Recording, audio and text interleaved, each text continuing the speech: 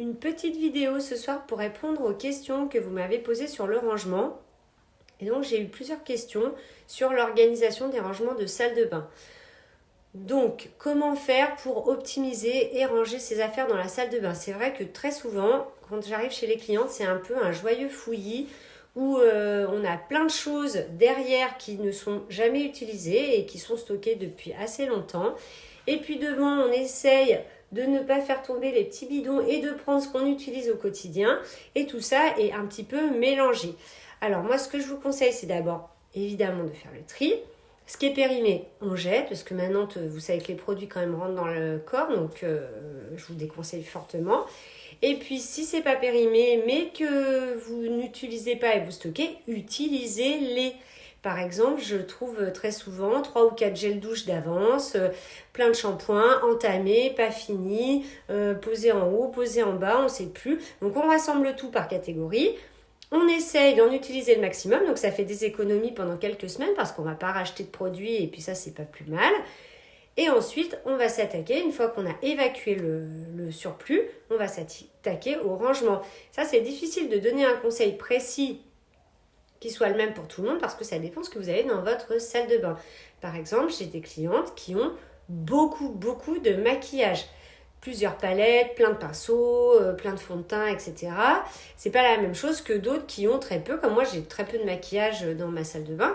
Donc une petite trousse de maquillage me suffit, alors que là il faudra prévoir soit une étagère, soit un placard. Et après je vous conseille quand même de compartimenter les choses, enfin de les catégoriser et de les mettre soit dans des petites panières, dans des petites boîtes ou les petits rangements maquillage qui sont faits pour, ça va très bien. En sachant que le maquillage quotidien, c'est quand même bien de l'avoir sous la main et de ne pas aller chercher dans les 10 mascaras que vous avez. Donc moi, je vous conseille quand même, ça c'est les trucs de fête exceptionnels. Et celui que vous mettez tous les jours, et souvent c'est tout le temps le même, et bien d'avoir une petite trousse dans le tiroir vers le lavabo, là où on a accès direct, la laisser ouverte même, et on prend tous les matins rapidement sans aller fouiner tout au fond de sa trousse. Idem pour les soins pour le corps. Est-ce que vous avez plusieurs soins, des gommages, des crèmes, etc. Vous pouvez faire une barquette soins pour le corps.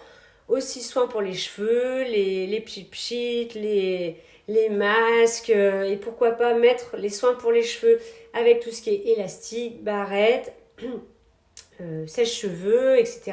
Recoupés ensemble. Et tout ce qui est pour le rasage, surtout si vous avez des enfants, moi je conseille de le mettre en hauteur parce que quand même ça peut être dangereux. Et même si on leur dit ne touchez pas, on ne sait jamais. Donc moi je vous conseille quand même de le mettre en hauteur. Idem pour les médicaments, car souvent les personnes les rangent dans leur salle de bain. Et donc il faut les rassembler parce qu'il y en a dans la cuisine, il y en a dans les chambres, dans les tables de nuit, dans la salle de bain. Et donc on les met en hauteur. Et si jamais on a besoin d'une petite trousse au quotidien ou une petite boîte, on sait où elle est dans la cuisine, mais le reste, on rassemble tout ce qui est dans les sacs à main, perdu au fond des sacs, etc. On met ensemble et on monte. Et on trie avant, bien sûr. Résumé, on trie, on utilise, on n'achète pas en grande quantité. Les promos 4 achetés, 8 offerts, ça sert à rien, c'est de la pousser à la consommation. Donc on utilise ce qu'on a et ça suffit. On compartimente, on range donc par catégorie dans des petits compartiments, c'est plus simple à retrouver. Et croyez-moi, ça vous paraît un peu débile comme conseil parce que c'est quand même simple. Je suis sûre que si vous allez dans votre salle de bain là maintenant et que vous regardez bien, je suis sûre que vous avez au moins 3 choses qui sont périmées.